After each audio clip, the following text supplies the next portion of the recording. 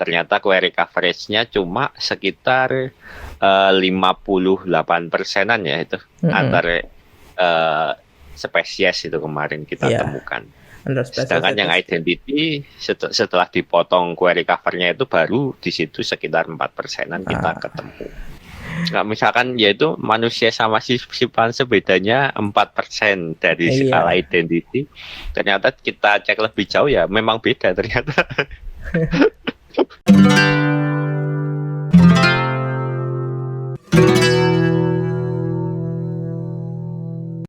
Halo dan selamat datang di Jasa Training Podcast bersama saya Punta dan rekan saya Miftah. Di sini kita akan ngobrolin topik-topik yang berkaitan dengan bidang bioscience dan teknologi pendukungnya. Oh, bioteknologi dan sains, bioscience dan teknologi. Oke. Nah, di episode lalu kan kita kemarin membahas jurnal yang dia ngebandingin protein dari dua tipe fungi, jamur yang berbeda ya. Yang satu itu jamur patogenik, yang satunya jamur yang dia adalah simbiotik kan. Endofit. Bukan cuma simbiotik tapi endofit ya. Endofitik masuk ke jaringan ya. Di mana kedua jamur tersebut punya kompleks protein yang sama gitu. Ada kompleks protein yang sama-sama kompleks gitu maksudnya. Enggak. Sama-sama mengandalkan kompleks protein yang sama untuk interaksinya terhadap jaringan tumbuhan. Jadi kemungkinan komunikasinya tuh ke jaringan tumbuhan itu ada kemiripan gitu. Istilahnya mungkin kayak punya kunci yang sama ya. Iya. Di pintunya tumbuhan buat apa gitu. kode sinyal yang sama kode lah ya. Kalau ini kan sering dikode-kode kan, apalagi kalau di birokrasi kan sering pakai kode-kode gitu biar nggak ketahuan. Pancarannya RFID-nya sama mungkin ya. Nah, kita kemarin ngobrol-ngobrol itu off screen emang kita ngobrolnya, tapi ada fakta unik yang mungkin kita temukan gitu.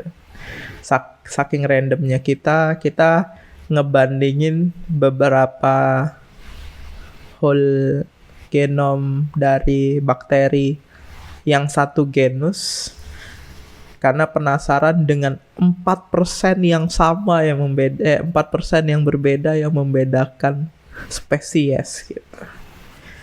Gara-gara ada satu artikel, ya banyak artikel sih yang bilang 4% dari DNA yang berbeda inilah yang membuat manusia berbeda dengan simpanse. Kita penasaran, kita bandingin yang berbeda dan ternyata enggak di luar dugaan. Bahkan yang berbeda ini lebih dari 40%. Ya, lebih dari setengah bahkan 68% bisa. Iya. Tapi bukan berarti si yang ngeklaim 4% ini salah ya. Ya. Mereka benar, cuman kurang lengkap aja 4% yang dimaksud itu perbedaan yang mana gitu. Nah, makanya kita bahas di sini tentang similarity dan identity dari sebuah sequence DNA. Oke. Apa dulu yang kita bahas? Ya, untuk biar bisa kita ngebandingin sequence itu identik atau similar, itu tuh ada tekniknya kan. Namanya alignment kan, kita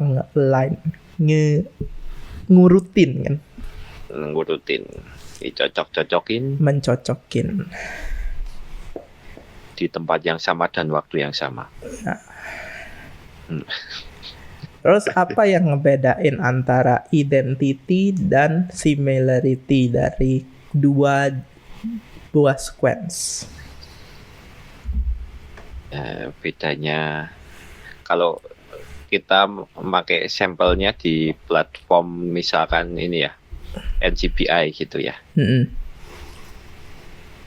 kalau identity itu ini mesti yang di statement di NCBI itu identity itu yang udah di cut off query gitu. Jadi cuma gen-gen yang mirip itu kemiripannya berapa gitu aja. Jadi yang nggak mirip dihilangkan dulu, baru dicek skala kemiripan di antara yang mirip-mirip. Itu namanya identity. Jadi udah di cut off gitu. Kan ada tulisan query cover kan kalau misalkan kita ada statement identity itu mesti. Ya itu kan yang membedakan 4% itu tadi. Ternyata query coverage-nya cuma sekitar 58%-an ya itu antara spesies itu kemarin kita temukan. Sedangkan yang identity setelah dipotong query covernya itu baru di situ sekitar 4%-an kita ketemu gitu. Jadi itunya yang untuk pengurutan itu dimulainya dari situ. Nah, yang jadi problem besar itu adalah saat ini banyak yang kita nemuin banyak yang miss soal identity dan similarity ini. Ya itu. Soalnya ya maksudnya kayak platform NCBI yang database-nya kita kenal paling gede itu kan juga mengarahkan ke identity itu sendiri. Jadi misalkan kita masukin sekuen gitu ya, yang dianggap cuma yang mirip dengan yang di database NCBI, yang nggak mirip kan tidak dianggap untuk perbandingan gitu kan, dipotong lah. Ya dipotong. Padahal itu ya juga pembeda ya masalahnya. Ya. Ya pembeda. Ya itu. Ya jelas. Nggak misalkan ya itu manusia sama simpanse bedanya 4% dari skala identity. Ternyata kita cek lebih jauh ya memang beda ternyata. Protein-protein yang kita hasilkan. Dari coding DNA kita ya itu gitu.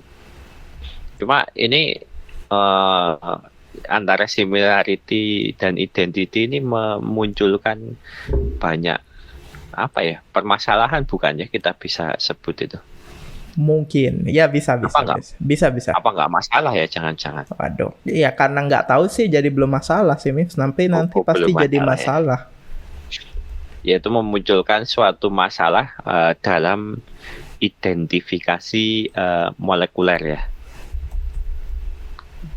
Soalnya selama ini kan kita marker identifikasi molekuler itu conserved gen, misalkan 16S rRNA 23S rRNA gitu, dan skala blast yang kita lakukan itu identity kan. Makanya sekarang itu muncul lintas spesies itu bahkan mirip-mirip sekali gitu di skala identity itu. Ya, apalagi yang di Bacillus ya. Ya, Bacillus itu kan sampai memunculkan Bacillus group, Bacillus subtilis group, Bacillus licheniformis group, Bacillus group gitu kan. Jadi ada semacam variasi di dalam spesies dianggapnya. Iya. Bahkan antar spesies misalkan yaitu Bacillus cereus atau Bacillus paranoides itu kan hampir nggak bisa dibedakan secara identity. Sedangkan yaitu tadi banyak basa-basa nitrogen yang sebenarnya diabaikan dalam kalkulasi tersebut, yang jika diinputkan itu ya, itu mungkin bisa ada tambahan perbedaan sekitar 1-2% di skala 16S rRNA di situ. Begitu cuy. Ya sebenarnya statement yang kayak gitu tuh sebenarnya sedikit bikin misleading di ya apalagi untuk orang awam ya. untuk orang awam. Jadi berpikirnya bahwa ya jadi berarti manusia itu mirip banget dengan simpanse gitu. Padahal ini tanpa di annealing ya, tanpa di alignment.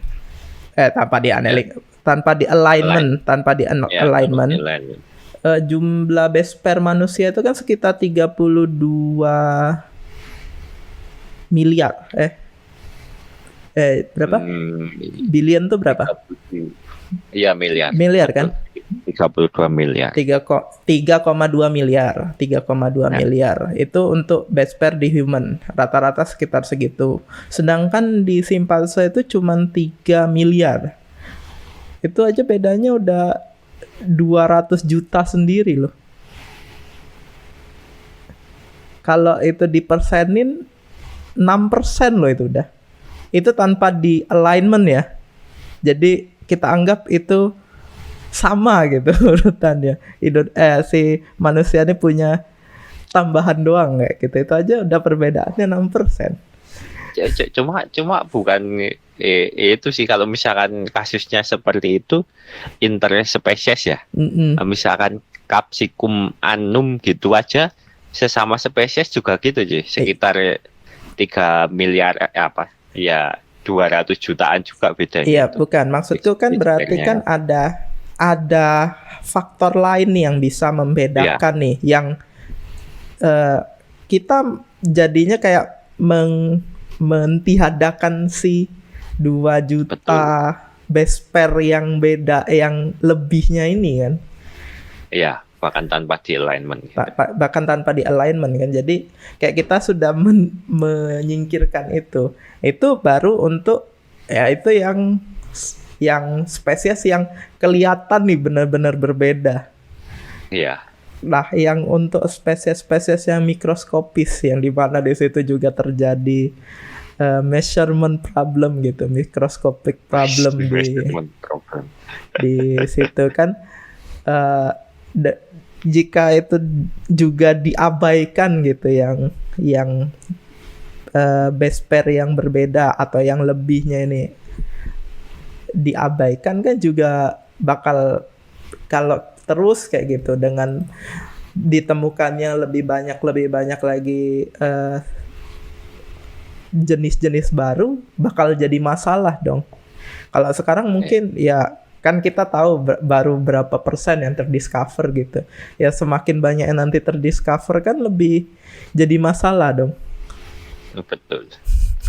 Soalnya kan ini jadi masalah gara-gara baseline kita kan database yang udah ada gitu kan. Jadi cuma cut off-nya di situ aja. Gitu sih.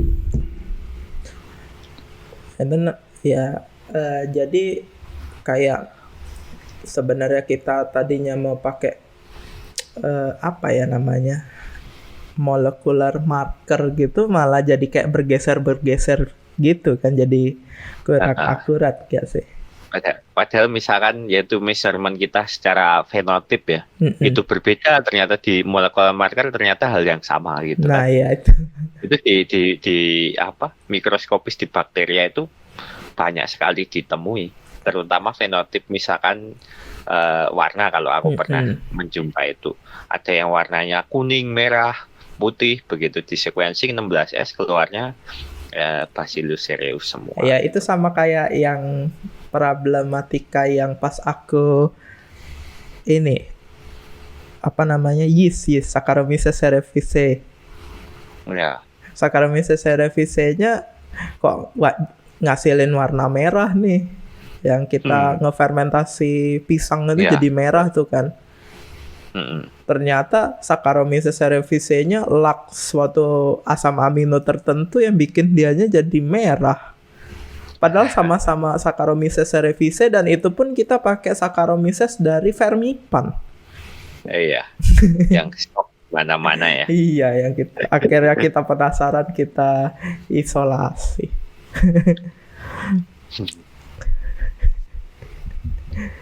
Ya itu kan buntutnya sebenarnya kedepannya akan menjadi problem dalam identifikasi ya. Maksudnya ya semakin banyak nanti jenis spesies atau ya makhluk hidup yang ditemukan, yang baru di discovery gitu, ya semakin itu bakal jadi acak-acakan tuh tambah. Kita harus benerin terus itu berarti phylogenetic tree-nya. Betul.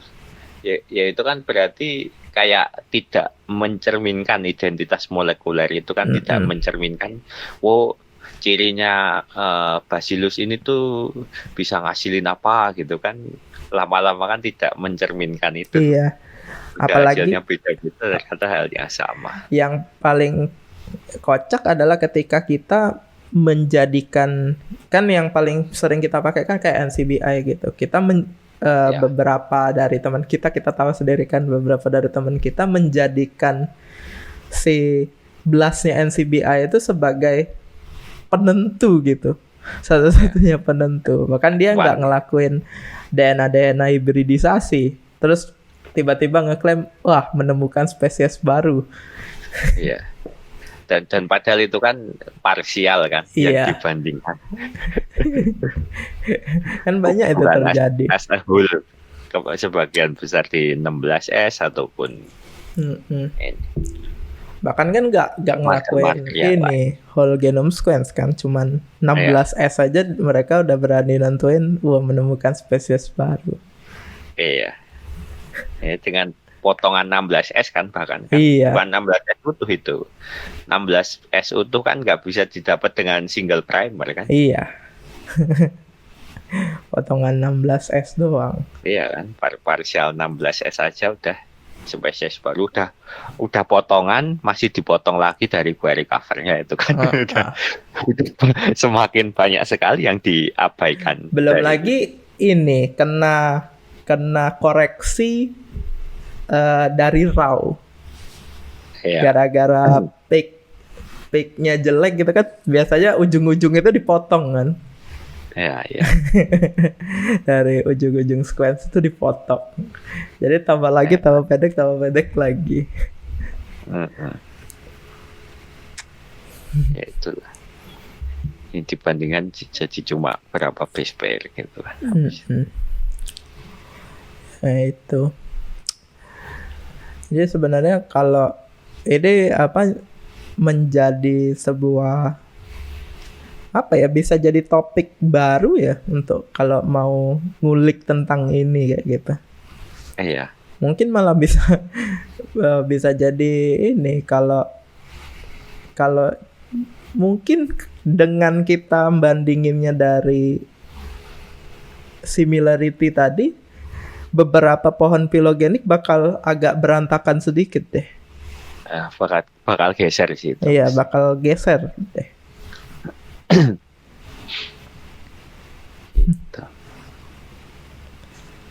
Ya itu kan makin lama malah jadi susah menentukan marker gen tertentu dari sebuah spesies. Jadi sebenarnya problemnya banyak ya.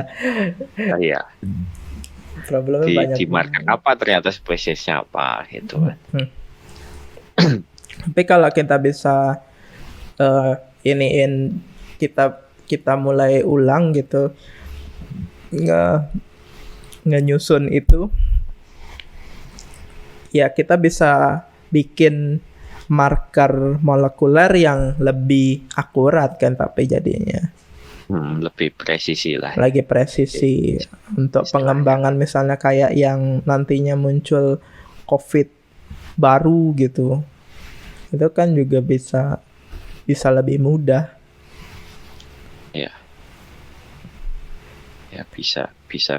Atau malah bisa mengungkap asal usul kehidupan, karena kan ngebandingin seluruh itu kan sampai nanti yang paling kecilnya apa. Nah mungkin ada sequence tertentu mungkin yang dia tuh jadi suatu kayak kode hello world-nya itu untuk kehidupan. Itu yang menjadikan manusia itu manusia, yang menjadikan si panse itu si panse itu kan mungkin ada di situ kalau kita dalami ya.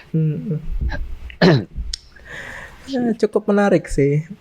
Ya mungkin kita bakal bikin ini kayaknya ya, segmen khusus kali ya untuk kita bukan ngebahas sih, kita ngasih pelatihan ya gitulah, belajar bersama bioinformatik secara dummy gitu ya. Wis ya, bisa. Dengan tools sederhana tentunya ya. Dengan tools sederhana dan kalau bisa free. Free. kita kan pejuang gratisan. Apa itu tools? Harus bayar 10 juta, 5 juta. Tidak. Kita adalah peneliti yang kere.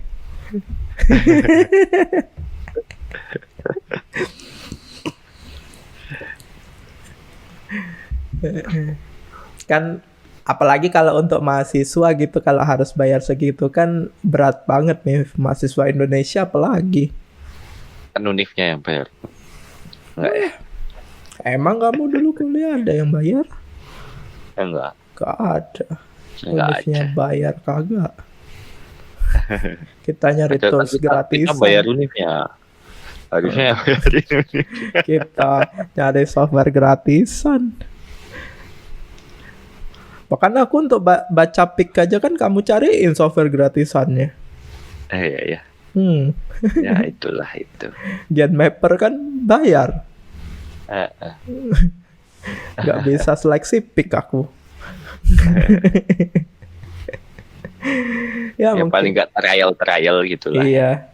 Ya mungkin itu dulu lah yang bisa kita bahas. Kita episode ini nggak bahas jurnal, tapi ini berdasarkan dari discuss kita dan coba-coba kita berdasarkan reference dari jurnal episode lalu. Mungkin sekian dulu Jasa Training Podcast kali ini. Saya Punta dan rekan saya Miftah. Jika ada yang ingin berkomentar atau mungkin wah tidak setuju nih, kalian sok tahu, bisa langsung di kolom komentar. Mari kita berdiskusi. Sampai jumpa. Bye.